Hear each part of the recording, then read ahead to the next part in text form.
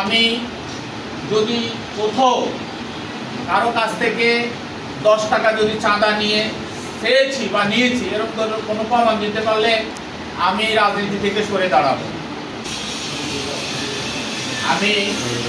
আপনারা জানেন যে কিছুদিন আগে আমার বিরুদ্ধে একটা মিথ্যা অপপ্রচারের মাধ্যমে সামাজিক সম্মেলন হয়েছে।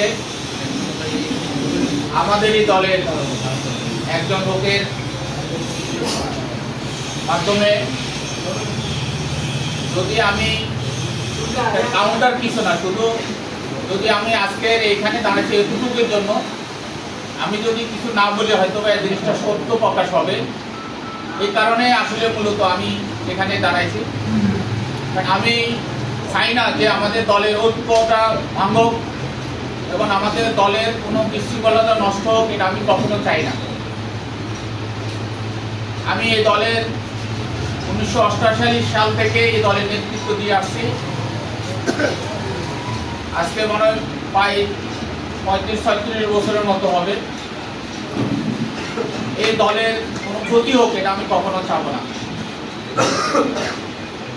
আমার এই বক্তব্যে আমার বিরুদ্ধে যারা বক্তব্য দিয়েছেন তাদের উদ্দেশ্যে আমি বলবো যে আমি যদি কোথাও কারো কাছ থেকে 10 টাকা যদি চাঁদা নিয়ে চেয়েছি বা নিয়েছি এরকম কোনো প্রমাণ দিতে পারলে আমি রাজনীতি থেকে সরে দাঁড়াবো।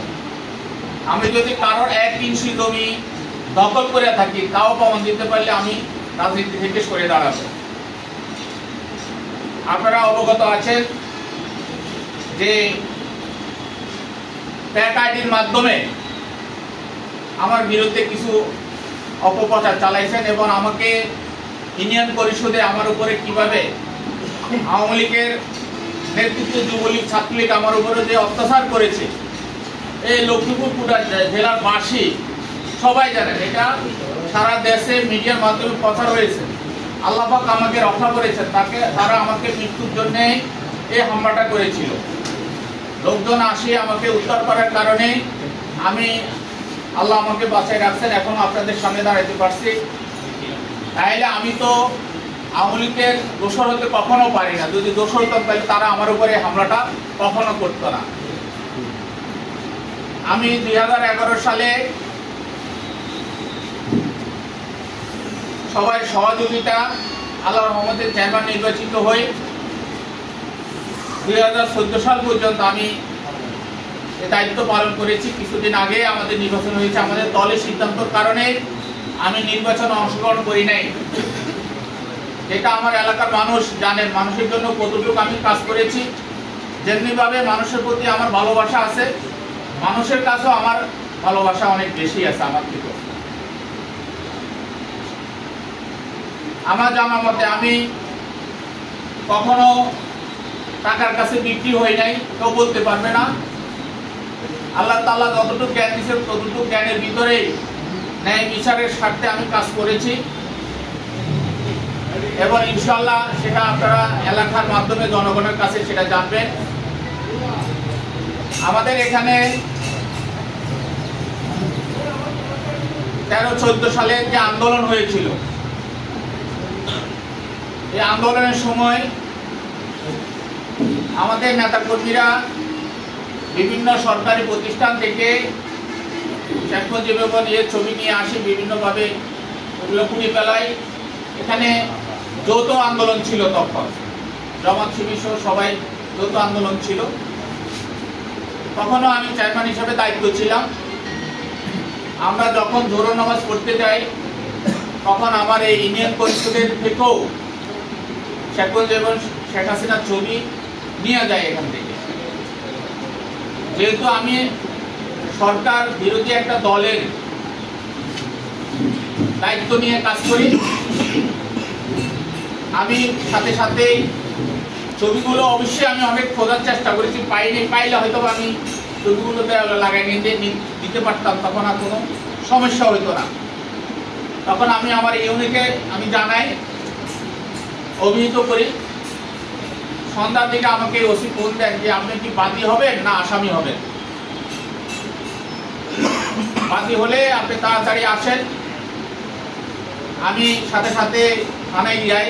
যেহেতু আমি কাউকে দেখি নাই, আমি কাউকে আসামি করি নাই, অজ্ঞাত অবস্থায় আমি এটা থানায় অভিযোগ দায়ের করি।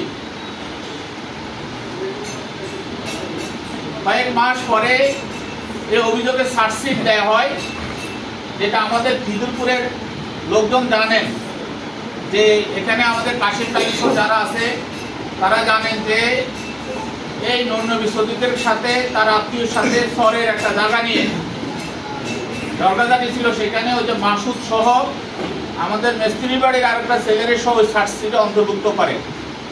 এর পাশে আমাদের বর্তমান যুব দলের নেতা বিটুকে সেই চার্জশিটে অন্তর্ভুক্ত করে। তাহলে এটা বোঝা যায় যেহেতু নন্য বিশ্বজিতের শত্রুপক্ষের জায়গা জমি নিয়ে ঝগড়া ছিল, তাদেরকে আসামি করছে, তারা অত্যন্ত নিরীহ লোক। আর আমার ওই মামলার চার্জশিটে তাদেরকে আসামিভুক্ত করেছে এবং বিটুকে সেই চার্জশিটে অন্তর্ভুক্ত করে। চার্জশিটে তো পুলিশ দেয়, এটা তো আমাকে জিজ্ঞেস করে দেয়নি, বা ওই মামলায় আমি কারোর বিরুদ্ধে সাক্ষীও দিই নাই, মামলা আমার নামে শেষ হয়ে যায়। এখন তারা অপপ্রচার চালাচ্ছেন যে আমি তাকে আসামি করেছি। এটা চার্জশিটে পুলিশে তাদেরকে দিয়েছে আওয়ামী লীগের সহযোগিতা নিয়ে, যেটা আমি প্রয়োজন হলে খিদিরপুরের আরো কিছু দ্বারা এটার সাথে আসামি হয়েছে, আমি আপনাদেরকে প্রয়োজন হলে দেখাইতে পারবো। আমাদের মিস্ত্রির বাড়ির রাজমিস্ত্রির পাশের ওই যে মুন্সিবাড়ি বইয়াবাড়ির একটা আছে মিস্ত্রি, এটা আর আরেকটা হলো এই কাশিম ভাই।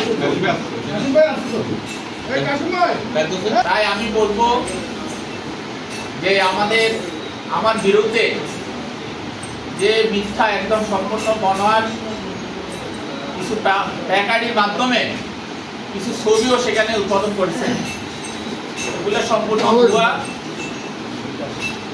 এবং এখানে আমাদের উপজেলা নির্বাচনের ব্যাপারে কিছু কথা উঠেছে।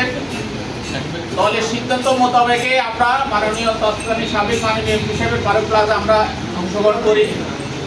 সেই অংশগ্রহণের উপরে নন্য বিশ্বজিৎ সহ নেতৃত্বে আমাদের ওই প্রোগ্রামে হামলা করায় আমি কৌশলে ওখান থেকে বেরিয়ে আসছি।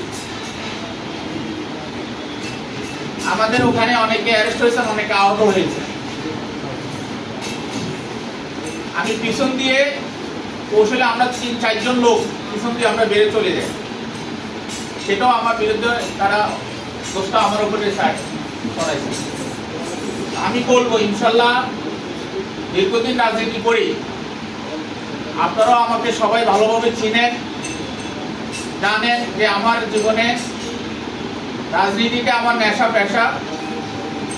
আমার রাজনীতির কারণে আমার পড়ালেখার ক্ষতিও, যদি ফ্যামিলির ছোটবেলা থেকেই মা বাবার মাইর খেতে হলে এটার কারণে মাইর খেতে হয়েছে। এছাড়া গ্রাম খেলা, জুয়া খেলা কোনো জিনিসের সাথে আমি সম্পৃক্ত না।